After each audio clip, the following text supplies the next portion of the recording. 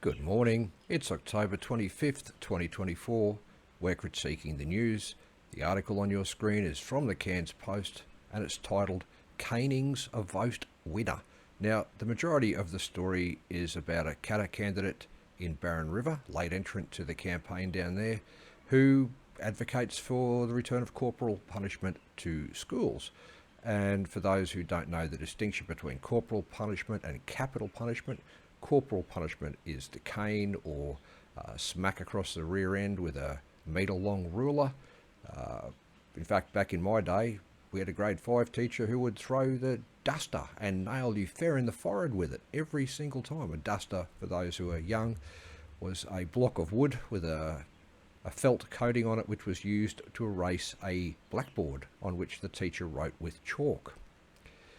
If you were a girl, he'd just throw a piece of chalk at you and ping that off your forehead, but the boys copped it a bit harder. Anyway, it didn't, as Bob Katter observes in this story, getting the cane didn't do him any harm, it didn't do me any harm. I was a frequent attendee in the vice principal's office, who used to deliver the cane at the high school at least. And there is a strong argument for going back to systems that worked to restore some respect and discipline in the classroom so that the people who want to learn can learn without being disrupted by people who are forced to be there.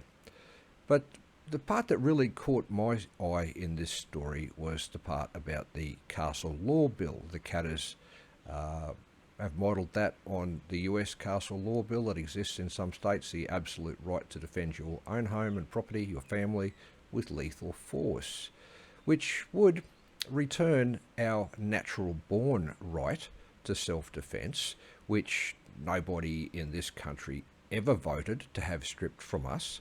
That removal of that right was the result of creeping totalitarianism by the increasingly tyrannical Labor Liberal Uni Party.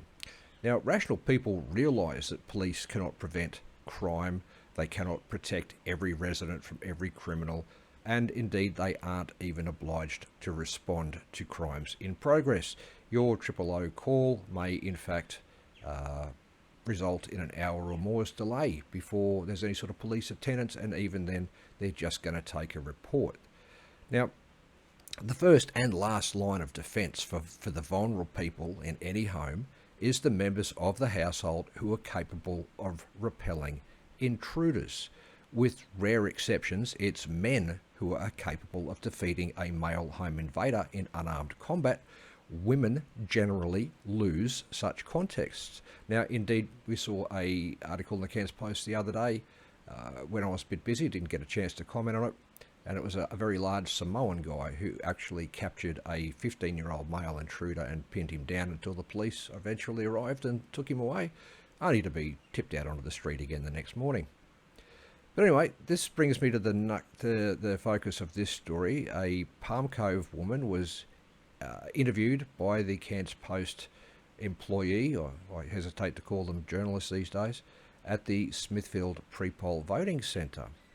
And she says she found CAP's policies a turn-off. She said, and I quote, "I don't like the divisiveness of the LNP or the castle law bush from the Catters," Miss Bince said. "It's horrible." Apparently, Miss Bince is okay with the idea of a male home invader entering her home and doing whatever he wants to her. If Miss Bince had a small tool on her person, something that attached to her belt or tucked into her waistband, that could negate the power imbalance between her and a home invading rapist and the right to use it in self-defence, she'd be safe in her home. Miss Bince seems to believe that killing a home invading rapist is horrible, but being killed by one in her own home is not. And that sort of self-loathing, left-wing logic is why the Western world is in so much trouble. Unless Miss Bince has a capable male bodyguard with her 24/7, she's voting to be vulnerable and wide open to assault within her own home. Presumably, Miss Bince will vote for Labor or the Greens, which will just increase the odds that she'll become a victim of crime.